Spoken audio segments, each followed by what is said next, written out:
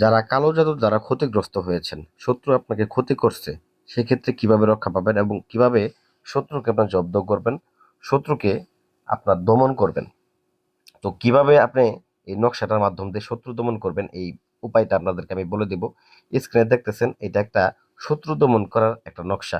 এটার মাধ্যম দিয়ে মাত্র 24 ঘন্টা থেকে 3 দিনের ভিতরে আপনি শত্রু দমন করতে পারবেন।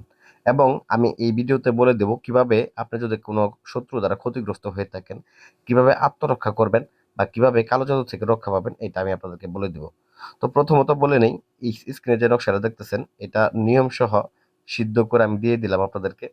তো আসলে এই নিয়ম হলেই যে কাজ হয়ে গেল এমনটা না, আরো বেশ কিছু কাজের ভিতরে তান্ত্রিকই কিছু নিয়ম কানুন থাকে। যে আপনি সাধক যদি হয়ে থাকেন, আপনি যদি কবিরাজ হয়ে থাকেন, কবিরাজের ব্যক্তিগত কিছু নিয়ম থাকে।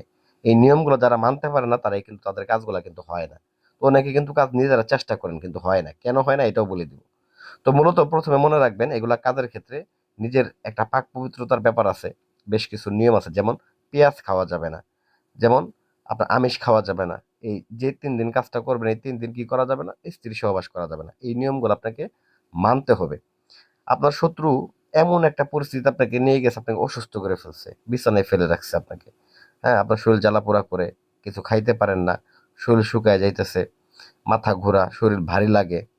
হ্যাঁ, মেয়েদের দেখা গেছে সাদা মাসিকের সমস্যা হয়ে গেছে, যৌন সমস্যা হয়ে গেছে, জরায়ুতে সমস্যা হয়ে গেছে, ছেলেদের লিঙ্গ কাজ করে না, লিঙ্গ বান মারছে। সেক্ষেত্রে আপনি কি করবেন?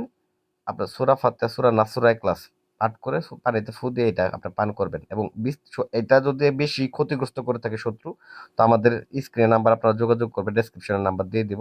ওই নাম্বার যোগাযোগ করবেন, আমরা নিজের আপনাদের এই বানগুলা কাটায় দিব। সমস্যা নেই। তো দেখেন এটাকে কিভাবে ব্যবহার করবেন, এটা কিভাবে ব্যবহার করে শত্রু জব্দ করবেন সেটা আমি বলে দিচ্ছি। তো প্রথমত সাদা কাপড়ে নির্মের নকশাটা আগুনে লিখে আগুনে জ্বালাবে, এতটুকুই কাজ।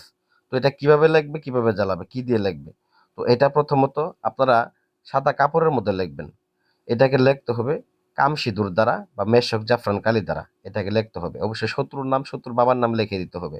শত্রুর নাম, শত্রুর বাবার নামটা লিখে দিয়ে আপনারা কাপড়ের মধ্যে জ্বালাবেন। কয়দিন জ্বালাবেন? 3 দিন জ্বালাবেন। প্রথম একদিন জ্বালাবেন, জ্বালায় যে ছাইগুলা হবে, এই ছাইগুলাকে আপনারা কবরস্থানের মধ্যে ছিটাই দিয়ে আসবেন, একটা কবরের মধ্যে, পুরাতন কবরে ছিটাই দিয়ে আসবেন। দ্বিতীয় দিনেরটা শ্মশানে ছিটাই দিয়ে আসবেন, তৃতীয় দিনেরটা আবার কবরে ছিটাই দিয়ে আসবেন। ব্যাস, এতটুকুই আপনার কাজ।